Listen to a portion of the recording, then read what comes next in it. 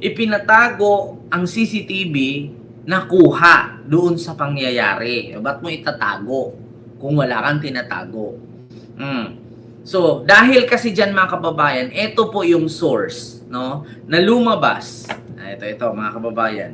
Ito po kasi yung source na lumabas na kung saan si Moon Tulfo, no, o Ramon Tulfo, mga kababayan. Ito po ha. Si Ramon Tulfo po kasi mga kababayan ay may binulgar ayon sa kanyang Tweety Bird. Diba? Mga kababayan, ito, naku, malaman natin to si Ramon Tulfo. Ito. Asan na ba yun? Si Ramon Tulfo. Oh, si Tulfo. Ito, pakinggan niyo mga kababayan. Palabas lang at destabilization laban sa gobyerno ang barilan sa Senado ayon sa dating kolumnistang si Ramon Tulfo. Dahil sa nangyari, naging katawa-tawa raw ang institusyon. Narito ang agenda report ni Joash Malimban.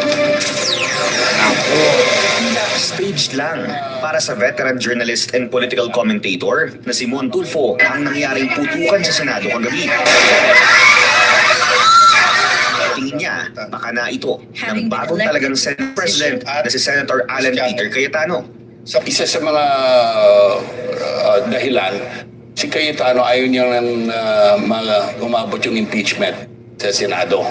Para yung mga DDS to get the sympathy of the public and for the DDS to gather, to converge in the Senate. Questionable rin anya ang naging parte ni Acting Senate Sergeant at Arms Mau Aplasca, lalo na't kaklase raw ito ni Senator Bato de la Rosa sa Philippine Military Academy. Ayan na. Si de la Rosa rin daw mismo ang nagbigay ng suhestyon na si Aplasca ang gawing Sergeant at Arms matapos magbitiw sa pwesto ni retired Major General Edgardo Rene Samonte noong Lunes. Suspecha niya, prinotektahan at tinulungan ni Aplasca ang senador sa umano'y staged chaos sa Senado. Ayon kay Tulfo, parte ito ng umano'y isang destabilization plot laban sa Marcos Jr. administration. Kaya para sa kanya, ang bagong liderato ng Senado ang dapat sisihin sa nangyaring gulo. Iba pa po pang nakapasok si Bato, saan siya sumakay? Sa kotse ni Cayetano. Ay, namin yata ni Senate President Alan. Mismo. In other words, all the while, tinatago niya si Bato. Sa press con kanina, sinabi ni na NBI Director Melvin Matibag at PNP Chief Jose Melencio Nartates Jr. na iniimbestigahan na ang posibilidad na staged ang nangyaring putukan sa Senado. Ayon kay Tulfo, tila laughingstock sa buong mundo ngayon ang isa sa mga dapat ay pinakakagalang-galang na institusyon sa buong Pilipinas. Para sa agenda, Joash Malimban, Billionaire News Channel. Mag-follow sa aming mga social. Ayan na, mga kababayan, narinig nyo naman ang usapan. Yun ang binulgar ni Mon Tulfo, mga kababayan, dito sa Billionaire News Channel. Nako, ayan na nga, basahin ko din ha. Ito ang tunay na nangyari sa putukan sa Senado kagabi. Ayon sa aking Tweety Bird, 37 shots fired came from personnel of the Senate Sergeant at Arms kay Mau Aplasca. Not shoot were fired by NBI agent. Aplasca and Bato were classmates at the Philippine Military Academy. Senate President Alan Cayetano and course fugitive of justice. Bato staged the commotion. They wanted to gain public sympathy and call the stupid DDS to gather outside the Senate. Araw rin ni Cayetano na matuloy ang impeachment ni VP Sara, kaya gumawa siya ng senaryo ayon sa aking Tweety Bird. Naku, mga kababayan, planado nga nila. Diyos ko, planado talaga nila. Diba, mga kababayan, binulgar na mismo ni Ramon Tulfo. Ma'am Susie, hello po. Ma'am Riz Margie, hello po. Kay Ma'am Edita, hello po. Nakita nyo mga kababayan, grabe yung ano nila kaya nga sabi ko sa inyo mga kababayan, drama lang nila yun para sabihin na ginulo sila, Diba? Pinagplanuhan sila.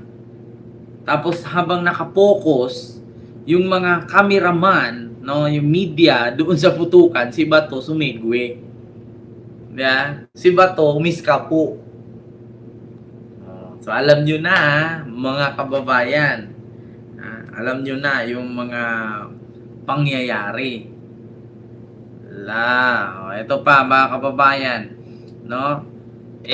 Ang sabi nila na nagpaputok daw NBI agent. Ngayon mga kababayan, yung asawa mismo ng NBI agent na nagpaputok at hinuli di umano, nagreklamo siya ngayon mga kababayan. Yan po yung asawa, hindi natin ipakita yung mukha. Sabi dito, tinulungan niyo asawa ko. Nanindigan si Rodelin ang asawa ng inarestong, tulungan niyo asawa ko. Nanindigan si Rodelin ang asawa na inarestong suspek sa putukan sa Senado na walang ginawang mali ang kanyang mister. Naunang nilinaw ni Director Melvin Matibag na volunteer at hindi opisyal ng NBI ang naturang suspek.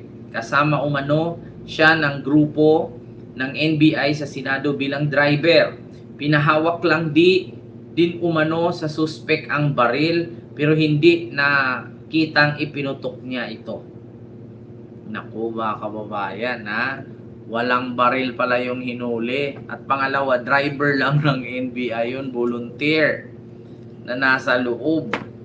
Hindi siya miyembro. Ito na sabi nung asawa ni ayan, sabi niya, wala pong kasalanan ng asawa ko, wala po yung baril. Nako, yan ang mahirap Mahilig kasi sila sa intriga, mahilig sa yung pinaplantingan ka, tinataniman ka. Ngayon, mga kababayan, ginawa na yan nila noon sa panahon ni Digo. Ngayon, gagawin na naman nila. Usa is the one who blowing. Tama po yan. Ma'am Jingjing Baha. Diyos ko mga kababayan. Kaya good luck na lang, no?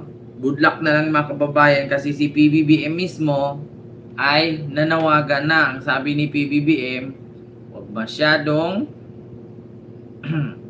maniwala kasi hindi gobyerno ang nagpabaril. At saka mga kababayan, hindi natin alam sino ating papaniwalaan. Ang sabi ni John B. kagabi, tauhan daw nila yung namaril. Sabi naman ni PBBM, hindi daw tauhan ng gobyerno. Diyos mio Marimar. Hindi naman po pwedeng ang namaril nun mga kababayan ay si Sara Duterte. Si Sara nasa dahig. Paano yun? Hahaba kamay niya? Bukod na sa naging agila, naging lastiko na siya. Diba? So, yun po yun mga kababayan. No? Yung ating reaksyones. May CCTV is not showing so we can get everything. They are still covering it up. Tama. Alam nyo kung sakali mga kababayan, anong rason nga bakit ipinatago ni Jinggoy itong video footage ng CCTV doon sa may bandang putukan? 'Di ba? Kung wala silang tinatago, baka nga ang mangyari doon mga kababayan ay katulad kay Bato, miskapo na. Diba? Bakit ganun mga kababayan? Pinapatugis na ni PBBM ang mga nasa likod ng drama shooting sa Senado. Kaya daw ito'y ginawang para si Bato makatakas. Diba? So, yun lang. Mga kababayan. Like po tayo. Share and subscribe. Hindi ko na po masyadong haba.